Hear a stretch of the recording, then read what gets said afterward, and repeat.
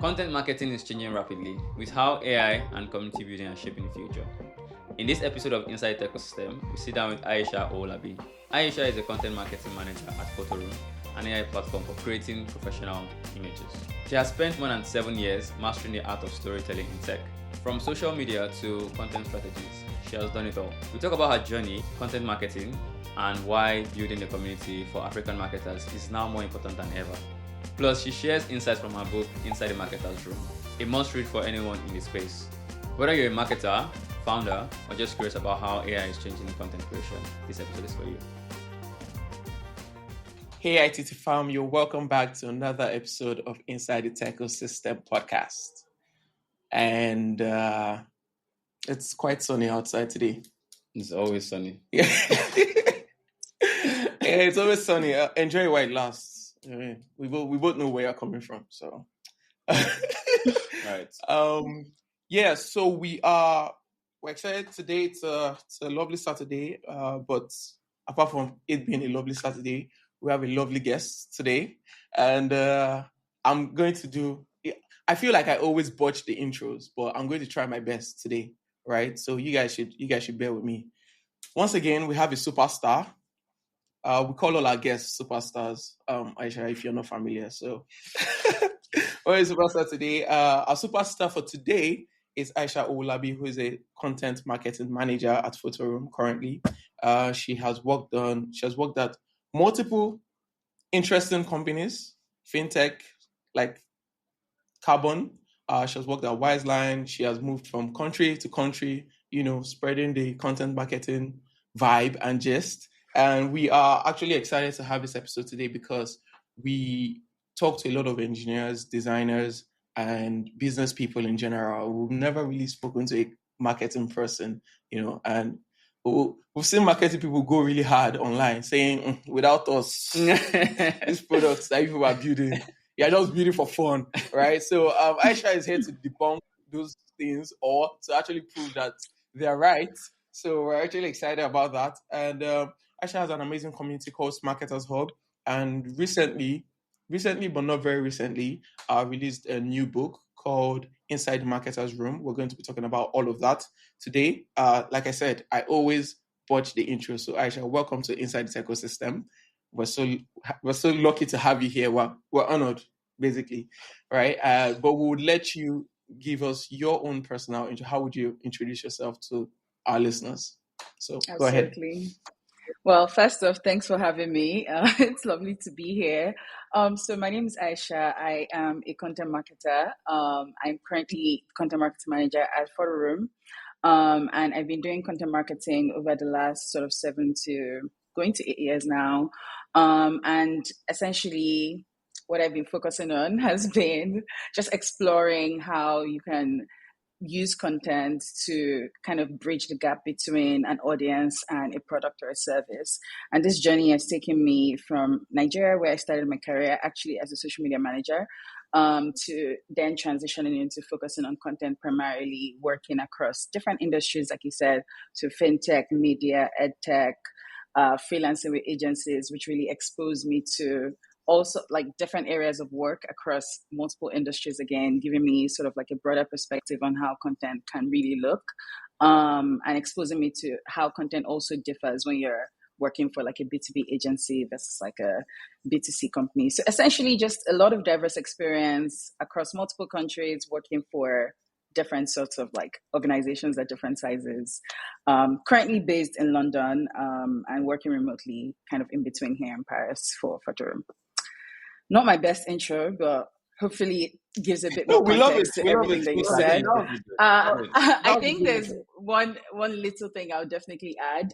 In addition to everything that I'm doing already, I also am the founder of Smarketers Hub, which is a marketing community that brings together African marketers and essentially provides access to the resources, opportunities, and insights that African marketers need to build successful global careers. So I started this kind of like in the second year almost, or third year of my career. And I kind of started it on and off, because if you've ever started something, you know it's not a linear process. You start so many times and you just have to pick one of those starts and be like, this is the one I'm sticking with. So I did start, started multiple times, but I'm very happy and very proud to be running that community and an amazing team of people who are generating so much value for just the ecosystem and showing people how possible it is to have a successful career in marketing and all the diverse opportunities that are there and how to access them. I love it. That's great. Aisha, would you call yourself, because you've worked in a lot of different industries, but majorly in tech. So would you say that is what your career looks like right now? You just work across various tech, as a marketer, marketing tech products and in tech startups. Would you say that? Yeah, absolutely. I think I've always been fascinated by tech. The moment I worked for a fintech company, which is actually Carbon, that was my first experience working with an organization that was building software and looking at all the different moving parts and how, you turn something so literally intangible into a product that millions of people are depending on every day. And that shift really did something for me. And so I think from there, I just knew that tech was going to be the place for me in terms of my career focus. So yeah, I would say that. That's interesting. I have a few questions about Carbon, because I remember during those days, I think Carbon pivoted a couple of times, or they launched new features and products like a lot during that period. So I'm curious to know how you market that, but we'll get to that. By the way, for people listening, whether audio or video, if you're a long time Carbon user, this is Aisha from Carbon, by the way. So, very interesting. So, very interesting.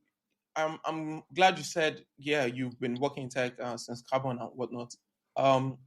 So what was that transition like? We always ask guests on the show how they got into tech, right? So technically, I feel like you're a tech, you've gotten a ton of experience marketing tech products. So how did you get your start in tech in that way?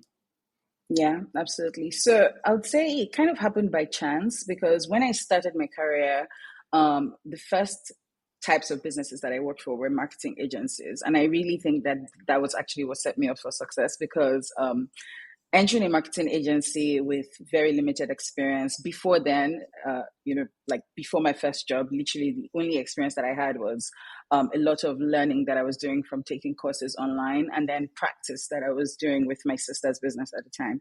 So I was focusing on being a social media manager and just being able to create social content. And a lot of that actually borrows from a lot of the skills that you need to be a content marketer. So still like content strategy, a lot of organizational skills. You're planning your calendar, creating content in advance.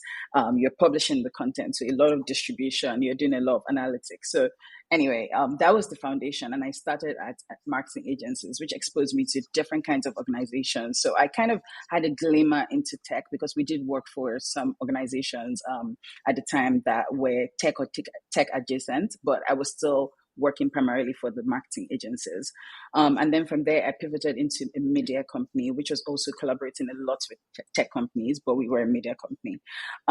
But, it just kept exposing me to okay, there's a different world out there. I saw the different kinds of organizations. And then when the opportunity at Carbon came up, I decided to just give it a shot, because I was like, okay, this is a tech company, and I've been doing a lot of social media. I've pivoted into content. I think I could add a lot of value here. That was what I thought. And I decided to apply, and it worked. So yeah, that's how I got into tech. That's amazing, actually, because working in tech sometimes can be different from working in other industries. I started in tech, so I don't know what life outside tech is. Literally my entire life, even the first job I did was an internship when I was in 100 level, and it was also tech. So I never did anything outside tech. So I don't even know what it's like. So that's okay, I think, right?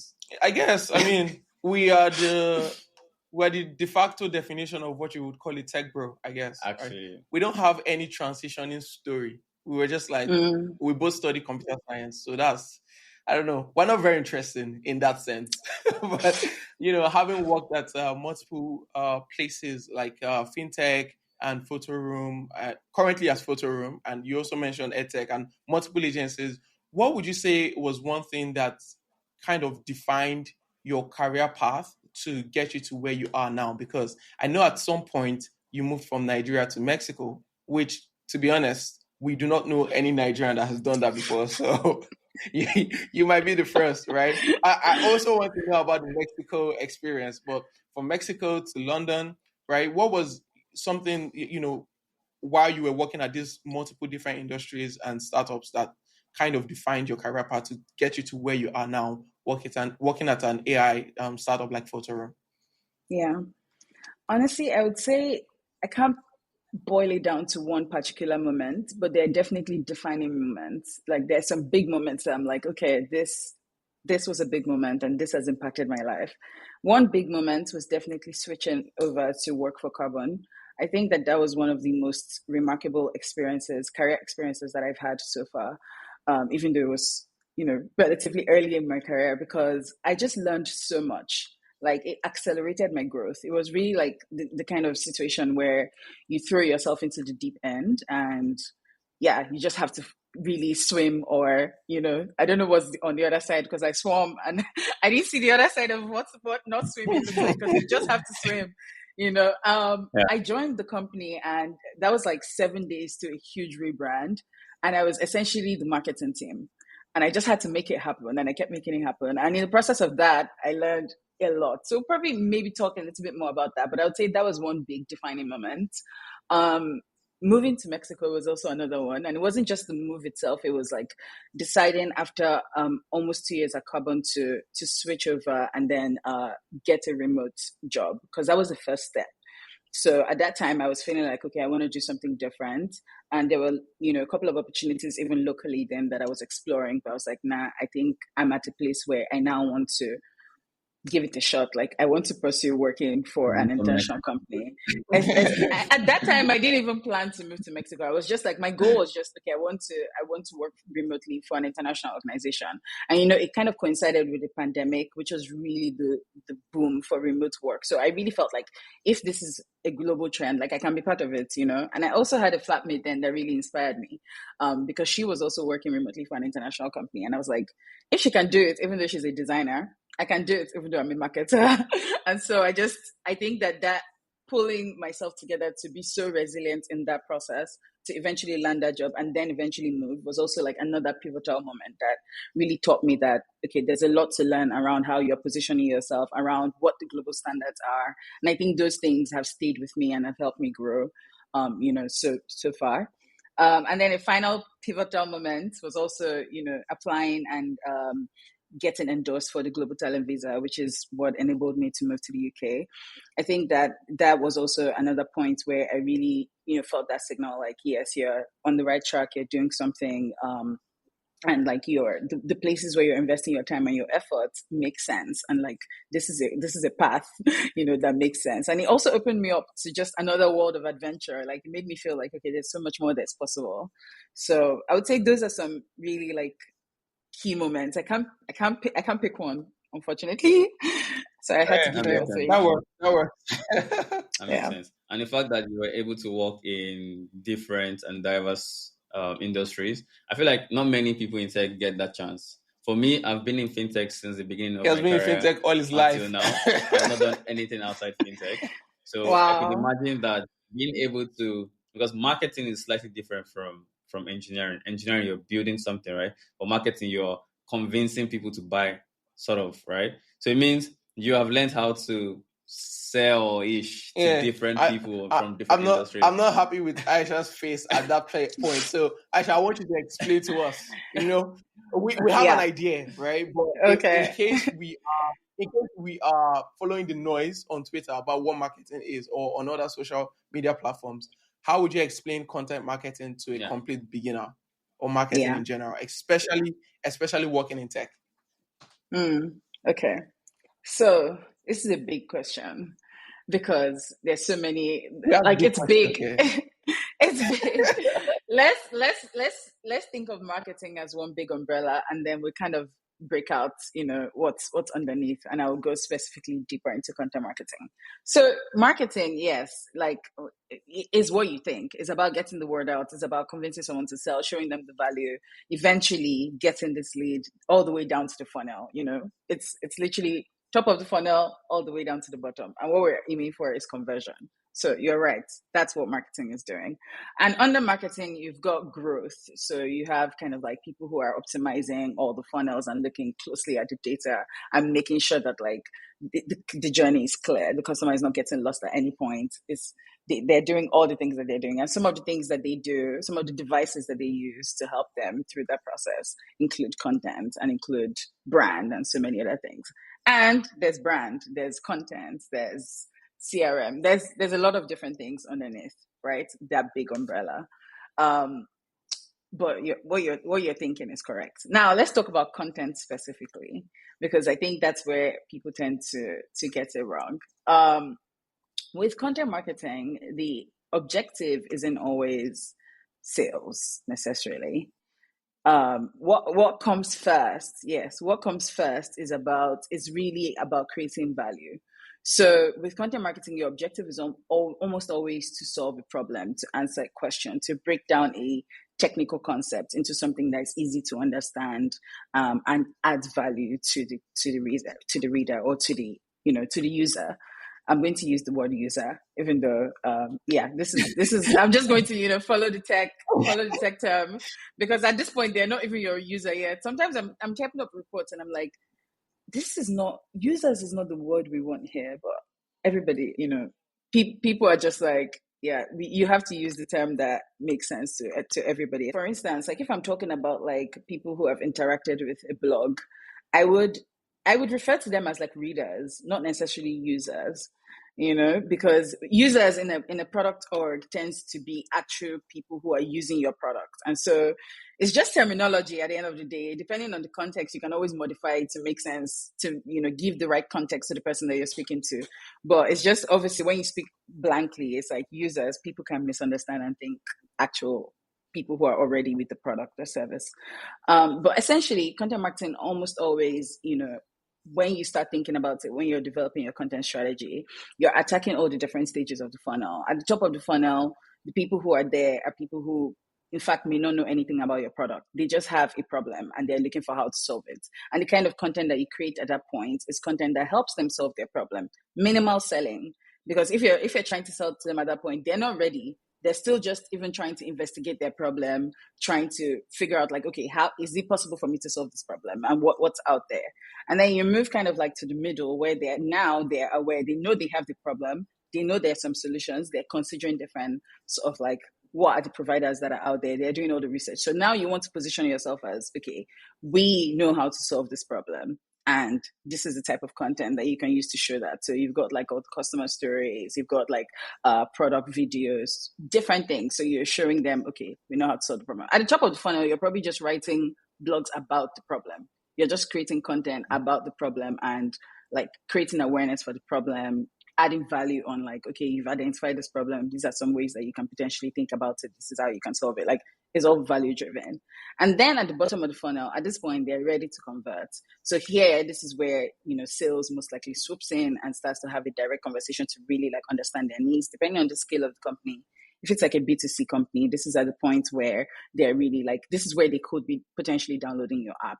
So that's why the funnel has to be really tight. You need to be able to get them through all the different stages, all the way down to conversion. So yes, you still want to sell, but it's not just about selling. It's at the core of it is about adding value. It's about telling a story and connecting, your audience with the product or service. As you were saying that, I was just imagining that.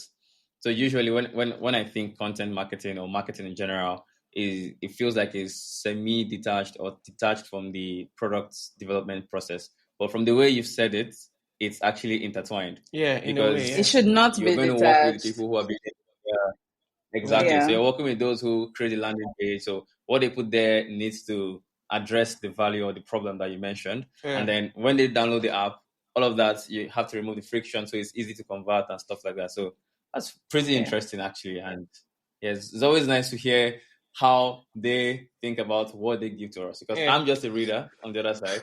I'm just reading all these articles. I'm doing all these things. I'm Yeah. like, how do you guys engineer it so that I'm actually glued to the screen? So it's always, nice to see. it's always nice to hear from the experts. Exactly. So thank you. Yeah. Thank you. Yeah. Absolutely. Happy to So share. I'm curious to learn about Photoroom, the company. So maybe you can tell us a little bit about Photoroom or what you do there. Yeah, And yeah. absolutely. So, Photoroom is the world's most loved AI photo editor. Essentially, what we do She's already is selling for us. okay. So, essentially, Photoroom enables people, creators, small businesses, individuals, really anyone, to create stunning visuals from their smartphone using AI. So you can do a range of things. I'll just show you exactly what you can do. I think that's the best way to actually explain what Photoroom does. So essentially, you'll be able to do things like remove backgrounds from a picture, change those backgrounds like to maybe transparent background, colored backgrounds. You can create new backgrounds to AI. And then you can also create things like AI images from scratch. So logos, product photography, icons, pretty much the visuals that you need to power your e-commerce business, from distribution to actual listing and selling. Photoroom enables you to create that really quickly and easily from your smartphone, replacing, what would usually be a long and arduous and very expensive process that most small businesses just don't have access to. So yeah, that's kind of what we do. And in terms of what I do there, so I'm taking care of our organic content marketing, and my focus so far has been primarily on our blog, so building that from scratch. It's kind of fun to think about the fact that when I joined there, we didn't have any blogs. That didn't exist. Yeah, so basically building our organic content strategy through things like our blog, customer stories, working collaboratively with the rest of the marketing teams to distribute things on social, running our email program, so managing our CRM, writing our newsletter. We've got an Aisha from Photoroom as well, and just kind of running sort of the overall content process from creation all the way down to distribution, measurement, iteration, and whatnot. Cool. Building something from scratch is always a daunting experience, right? I can't even imagine. Like you said, when you got there, you didn't have a blog at all, and I'm pretty sure the number of articles there with the number of readers and people that are constantly checking the blog for things have, skyrocketed. So, man, Yeah. Congratulations to Photoroom. They're lucky to have you. I'd say you are working in an AI startup or an AI company, right? How would you say AI has affected or shaped how you work or how you create content recently, like lately, right? Because there's just so many players in the game now: Gemini, Claude, ChatGPT, right? How would you say it has affected the way you create content, whether that's writing or editing, or how has that experience been so far? Right? Yeah. Are you happy with the tools you have now? And would you compare it to when you were probably working at somewhere like Carbon, right? Are you like, oh man, I would have used this 3 4 years ago? Yeah. Look, I think we are probably witnessing, at least for me, from my perspective, something that I would consider one of the biggest transformative shifts in the world of work. It's insane, and I love it. Just to be clear, I love it. I think that AI has absolutely changed the game, just in terms of like helping you realize what is possible. Like the scale of what you can do is just different now. I'm sure you're familiar with tools like, just as you said, ChatGPT, even tools like Photoroom. It's mind blowing. You take a picture of a cup against a messy background with clutter everywhere, and in 2 seconds you have something that looks absolutely beautiful against a super realistic background on the beach or whatever. Like that's mind-blowing. If you showed me that 4 years ago, I would be like, what? If you showed me that now before I joined Photoroom, I would still be like, what? So I think just opening up access to tools like that first of all, really levels the playing field in terms of what is possible, in terms of creativity, in terms of level of output, how much testing you can do, how much iteration, just how much volume, that you can start to really create. And I think when I think about AI in the content creation process, I mean, there's a lot of thoughts from marketers around how we should use AI. There's a lot of opinions. There's a lot of, even technically, like what works and what doesn't work. You see, like, okay, you can't just blatantly put like AI written copy on Google because that won't rank properly and Google will flag it, and there's this and there's that. So there's so much like technicality that you kind of need to still have, and best practices that you need to still follow.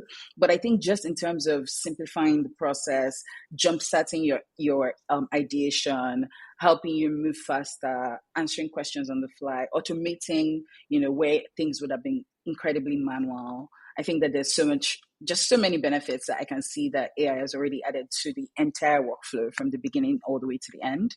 And quite frankly, I'm excited about the future, even though I do have, specific concerns around different areas. I think that overall AI technology is absolutely like mind-blowing. I feel it's something that adds so much value to what is possible when we work, and even in our lives, That's honestly, amazing. not just work. That's Yeah. good. And with every new technological advancement, there's always the good and the bad. So this is how Of I think course. about it. So right now, I think AI is pretty good for helping you in the process of making something. But the moment it gets into the output, people tend to know that this sounds like an AI or something. And for your industry or your area of expertise, which is like content marketing, right? I think is even more of a big deal. So, for example, you don't want to put Yeah. out something that people think, oh, it was written by AI. Yeah. Even if it Yeah. wasn't, once it sounds like Yeah. AI, then the value kind of drops a little bit because You're trying to connect with human beings, and So they'll feel kind of, so how would you Yeah. say that how would you fix that problem? Because using AI is fine, but the moment people sense it in what you're giving to them, then they feel like, oh, this is less human in a sense. So how do you balance Yeah. that so that it doesn't get out? I think it's pretty interesting, especially because I'll answer this in the context of working for an AI company. Our Yes. users are already aware that they are interacting with AI because our product is, built off the back of AI. So I think there's that, but still, it's just as you said, in our comms, like we are not creating content with AI and just putting that out there. That's really not what we're doing. I currently work with a team of writers who I manage, and we're creating sort of storytelling-led, human-led content at the end of the day. So it's just as you said, AI is helping and playing a role in the process. So you're using it to jumpstart your creativity, for ideation, for organization. It's really simplifying that process, making it so much faster to do things like research, to proofread. There's so many, little benefits that you gather along the way. But at the end of the day, you still want to be working with people who understand that, first of all, you are catering to human beings who have specific problems. So people who understand that you need to get closer to that problem and can think about how that problem connects back to the problem, to the product, and bridge that gap using interesting storytelling, creativity, and just that building that human connection even through the content. So I would say, yeah, it's definitely still something that we think about. And my approach is always around finding a balance, right? Like, what is that sweet spot between optimizing for efficiency and speed, using tools, and balancing with like the human element of creativity and storytelling and just empathy in the work that you're creating. Yeah, I agree. Yeah. I agree, because personally, I feel like AI is here to stay. I don't think AI is going anywhere. So it's not going anywhere. So, the earlier people come to terms with that and try to like learn how to, like you said, the balance, right? I think it's just better for everyone. So, yeah. So with all these tools and stuff, it means things are changing because, I don't know, 20 years ago, the way people did marketing was probably different from now. So what do you think is the future in terms of, content marketing, the biggest trends, the challenges that will come? Let's say, I think 5 years seems like a long time now because of how fast things change these days. Yeah. So let's say 5 years from now, what do you think it would look like for content marketing? Oof, 5 years is a tough one because if you asked me 5 years ago, I couldn't have predicted this. I couldn't have predicted the world that we're in now. So honestly, I don't know what to tell you, but this is what I think, right? Like, I'm not going to say 5 years, but I think what we're going to continue to see is the real trend here is in how people like connect to each other. Because at the end of the day, like all the content marketing, everything that you're doing, you're really still trying to talk to a human being who's trying to improve something or do something better. You're basically just telling them that this is a more efficient way to do something. This is something that will save you money. This is something that will save you time. And I think right now, if you look at the way people make decisions and the things that they value, is boiling more and more close down to human connection and down to, they're listening to their favorite influencers. Short form content is the newest big thing. Like everyone is spending time on TikTok. So at the end of the day, I think we're moving further and further away from one to sort of many to tailored one-to-one, almost kind of personalized interactions. And the more businesses can find that balance and really think about how to bring their unique point of view forward to the customer across different channels in a way that feels organic and native to them, I think the more they'll be positioned for success, honestly. And so that's really about like forgetting about everything else and just looking at the person that you're trying to talk to and thinking about like what are they doing right now? Like what have they adopted? Where are they spending their time? How has that changed over time? And what do what's likely to happen? And the only way to know that is by talking to them. So everything I just said, if you take one thing away from it, it's that just keep talking to your customers and you'll be fine. If you keep talking to your users, talking to your customers, understanding where they're at, understanding what their challenges are, and tailoring that back, to the work that you're doing, making sure that your work is reflecting that, I think you'll be fine. Ultimately, so that's what I really think, because the technology will continue to change and advance, and the ways to reach your customers, the volume that you can create, the approach that you can have will continue to evolve. But at the end of the day, the most important thing is that is evolving in line with what your customer is also doing and how they're approaching their life and the tools that they're adopting. If you're innovating in a different direction, you're wrong already. So I think it's just, if we continue to keep our eyes on the ball, we'll be fine. Yeah. Continuous user research and, just finding out where they're at. Awesome. The funny thing is also it applies to engineering too. But I think engineers don't take it as seriously as content marketers. Content marketers will take it. That's true. Because you should. And engineer will be like, yeah, you should, really. And engineer may be like, look, I want to build this feature. And then like content marketers are like, wait, our users don't want this. Like, no, but I want to build it. Yeah. So, Aisha, congratulations on the book, by the way. It's called Inside the Marketer's Room.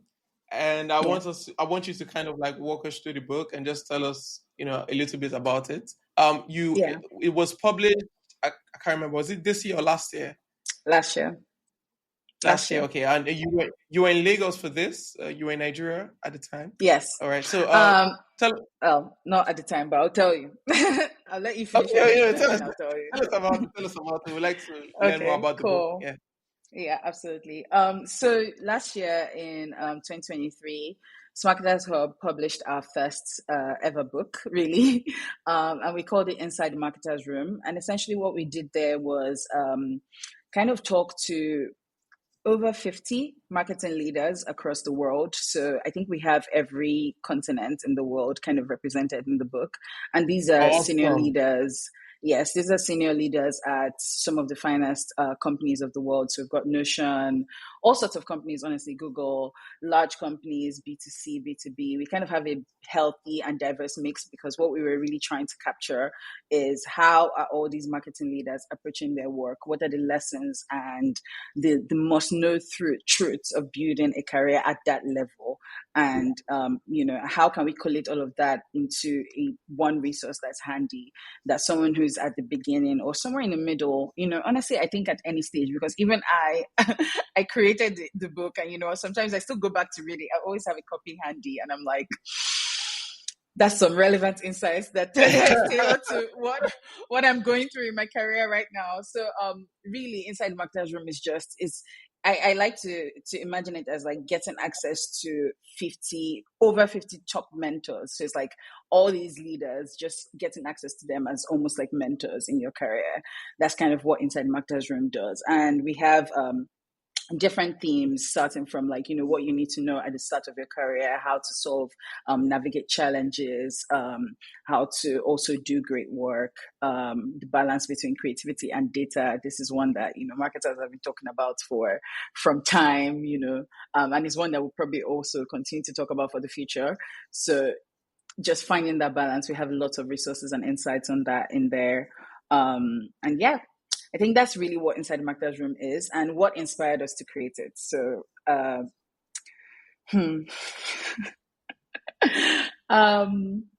it was essentially, I think, in the middle of the year with the team. So at the time, it was just myself, Gift, our amazing community manager. I think it was just the both of us because it was really just such a close-knit team initially until we expanded. Okay. And we were thinking about like what we wanted to do to bring our community closer together and to consolidate all the insights that we had been collecting over time, especially because we had a lot of running programs that already centered around bridging that gap and bringing more access to resources coming at the highest level back to marketers, especially also because I have a belief that one of the best ways to learn is by, doing, and is from the practicals. So there's a lot of theory out there, but the best ways to learn is by actually just digging your hands into it and trying it out and failing and going through the process. And so we wanted to really focus on creating resources that would be very practical and that would be immediately applicable for our audience.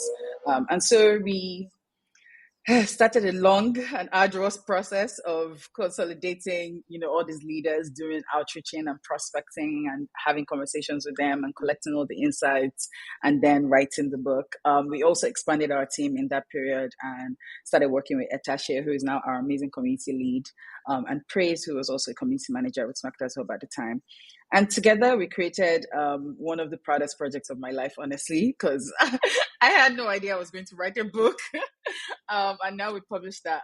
And so we've gotten a lot of really, really positive feedback from our community and even beyond. People who have stumbled on and read Inside Marketers Room have come back and found us and being like, this is an amazing resource. I learned so much. I found, so many people that, because they also discovered these people, and a lot of people have gone on and connected people on LinkedIn and had more conversations. And I just think that it's really beautiful to be able to bring all those insights together, especially from a global perspective, because that's what, you don't really get to have.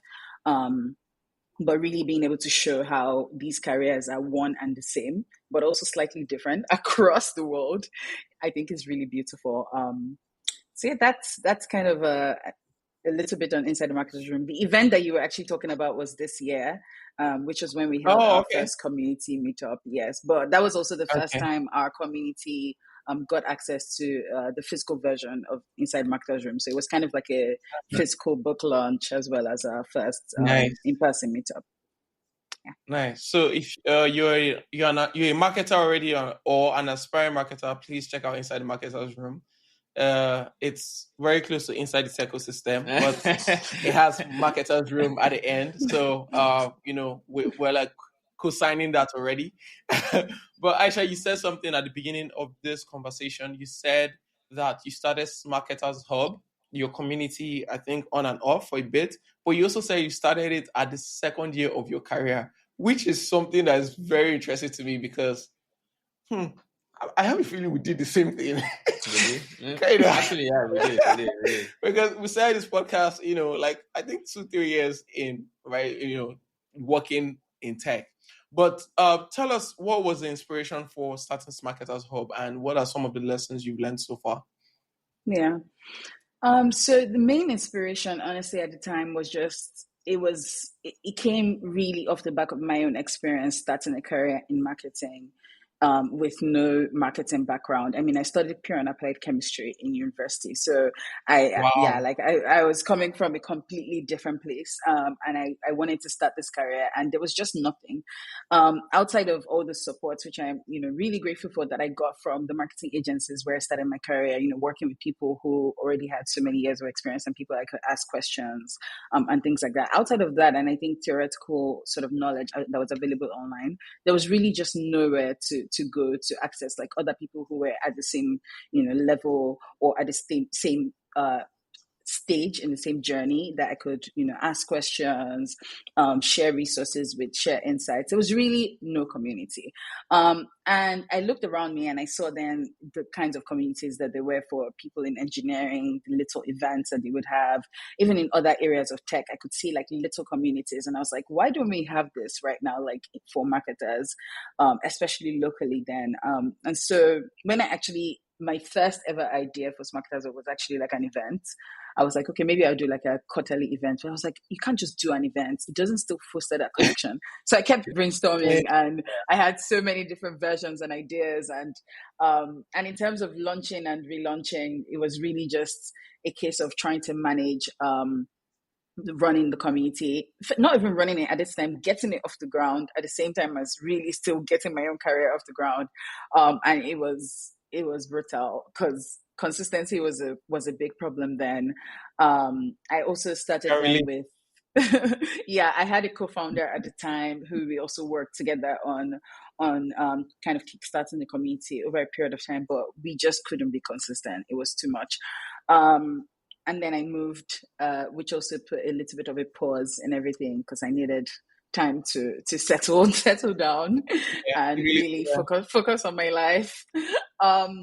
So in all those periods where I was taking breaks, there were still people who would reach out to me, ask me questions. I was mentoring at the time, and so I still saw that there's still this gap. Like I couldn't ignore it because every time I would speak to a marketer at an early stage in their career, because I had those lines of communications open, and people would always reach out to me with questions. I could see and I could tell that like we need this space, and I still, even at that time, I could also see the spaces that I was going to. So joining communities like Superpath and other communities that are more for marketers at global marketers at more senior levels and even junior levels, honestly. But I was also finding community and realizing how useful it was for me. So I was like, okay, I think that this is something that I still want to do.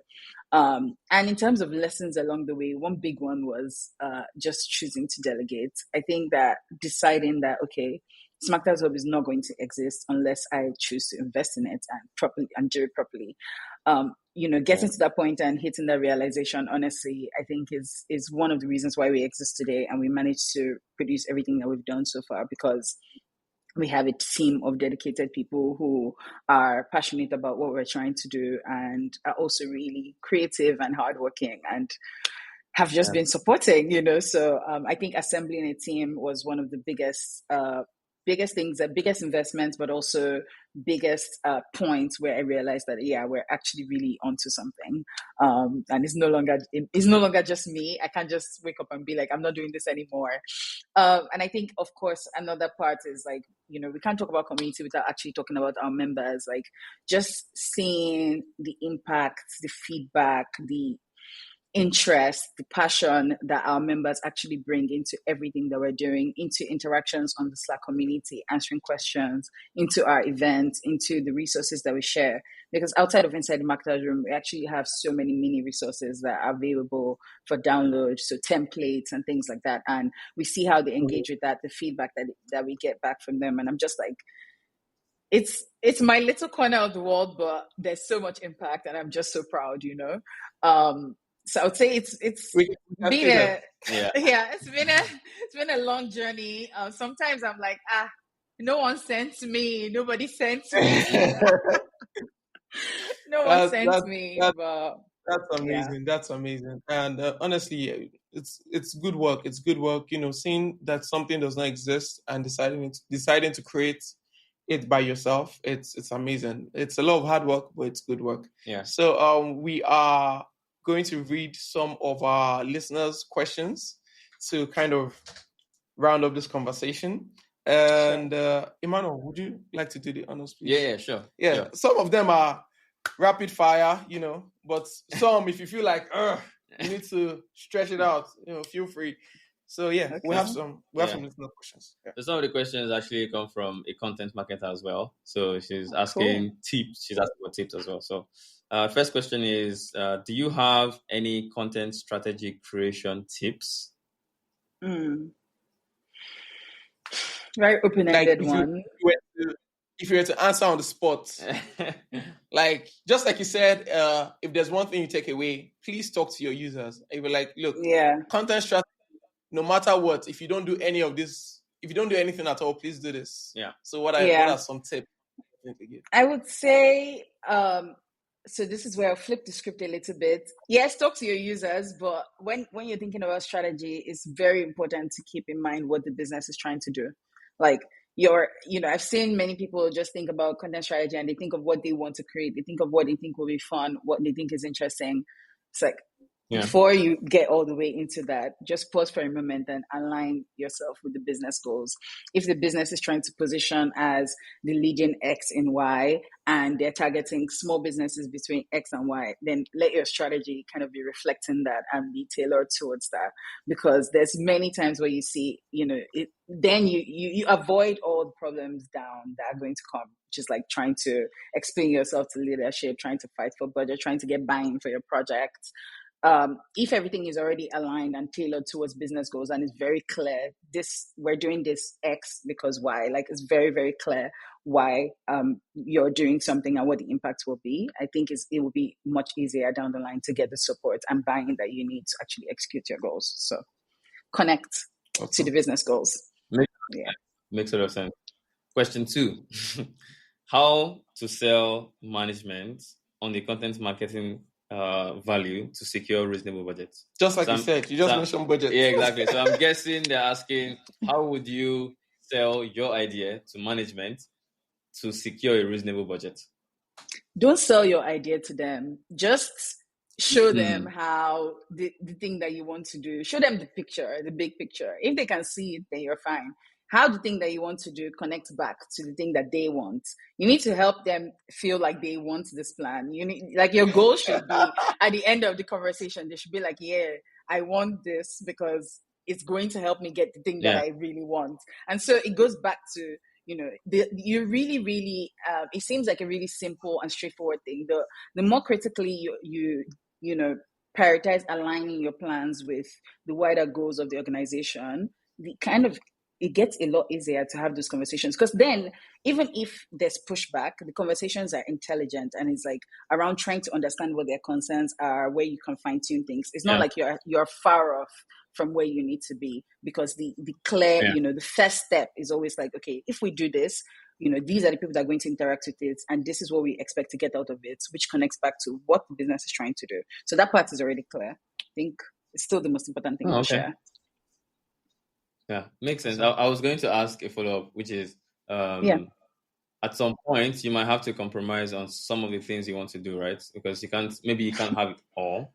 You negotiate to a good extent. Okay. Makes sense. And I think one thing I would add to that also, just really quickly, is sell them on a test. Like, if you can't, if you can't get budget for an entire big thing, just test it. Even for yourself, it's probably safer to do a test than before you go off and invest in a huge plan, So I always like to approach things with a test, because if you're working with a good leadership team, they also want you to be testing and iterating and learning from your mistakes. So take the testing approach. Awesome. Okay, I'll take it. Third one is, how do you track the content marketing ROI? So you've gotten your big budget, you've done everything you want, but how do you track the returns of this big investment? As per evidence. Yes. Yeah, that's a tough one. So I would say it looks different for every sort of stream, and I like to think about ROI at the beginning as well, like not something that you wait for to think about all the way at the end. So if you're investing in like thought leadership, for example, and say it's costing you $7,000 to create like a particular piece of thought leadership content. So it's a research. Then you need to understand, you need to already know before you go into it, like what exactly am I planning to get out of this research? Do I want some press mentions that are going to pick up the data? Am I trying to create like an infographics or a downloadable piece of content? And how many downloads exactly do I need to get from here? How many qualified leads? Where am I going to distribute it? Like all of that should already be laid out before you spend any money. And so that way it's very clear how to measure at the end of the day, because you already knew what you were planning to get out of whatever it is that you're trying to do before you went all the way to doing it. And so, it gets hard. The reason why this is a top question that everyone is always talking about is because it gets hard at like some levels of granularity that it's just really, really hard to connect things, to connect the dots. For example, like the ROI on like a blog, if it's not, depending on the kind of blog that it is and the kind of organization, like maybe your readers are just not ready to make that decision at that point in time. And so your ROI now needs to shift a little bit from something that is tailored specifically back to like conversion and it's like a direct ROI to something that is kind of supporting a conversion that could happen down the line and won't be attributed back to that blog. So because you may struggle with attribution, that's really where the problem is. It's not even that you can't prove the ROI, it's attribution, right? And so it's just you thinking and getting better at attribution, and also helping your stakeholders understand how there are multiple touch points that may, overall come together to make a buying decision in the end. So it's not always bent on one thing. Even if the attribution is something is attributed to like an email campaign, for example, it doesn't mean that email campaign was the only thing that contributed to that sale. There's so many other things. So education is important, but I would say when it comes to measuring your ROI, getting cleaner and cleaner on the attribution aspect of things, and testing to see how you can properly attribute your campaigns would be your conversion to your campaigns would be the best place to optimize, really. All right, thank you. Last question. What advice would you give to anyone who is aspiring to be a content marketer or someone who is just starting out their career? One advice I would say is diversify. I would say diversify the different content formats that you are comfortable with and that you are knowledgeable about.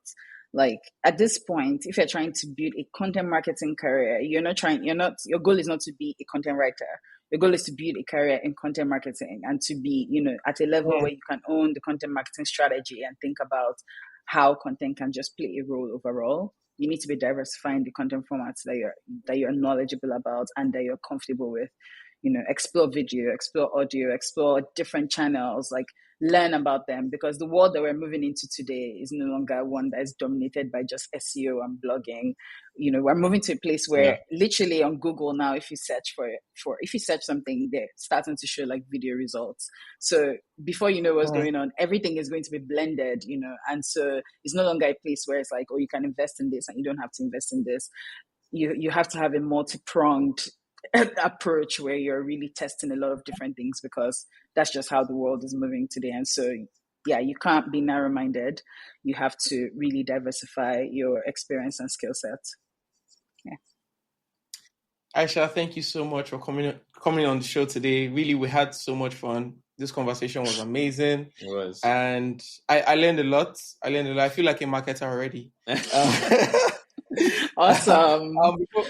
Before we let you go, we always ask this question to all our guests, and I think yours is going to be it's going to be in two parts, because you work in tech, but you're not in the traditional, engineering, design, or whatever part of it. So the question we usually ask is, what would you be doing if you're not in tech?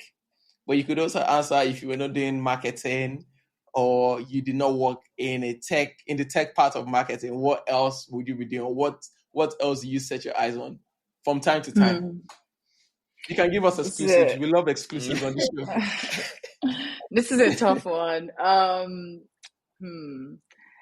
Okay, so there's a few things I can say, because honestly, I don't know if there's one thing. When I was younger, I've always been fascinated with flying in different capacities, either as a passenger or even thinking about like what the pilot's experience is like. But when I was younger, I thought about like doing something flight related, so either like being a flight attendant or actually going all the way to being a pilot myself.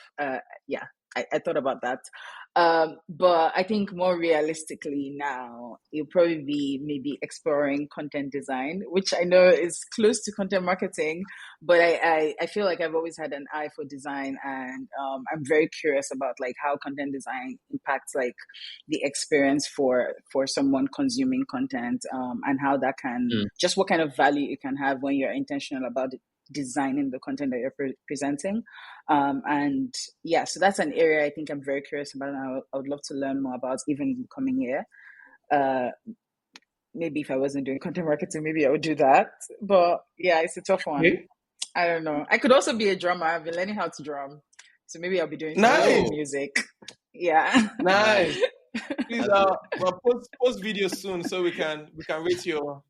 I'm so not ready. I'm not ready. I need to keep working in secret. It's okay. Smarketers Airlines coming soon. Well, Aisha, for real, this was so much fun. Thank you so much for joining us and having this conversation with us. Yeah, wish you all the best, and we hope to see you prosper and flourish. So yeah. Thank you so much. Thanks for having me. This was great. Thank you. Thank you so much for listening to this episode. We release new episodes every month.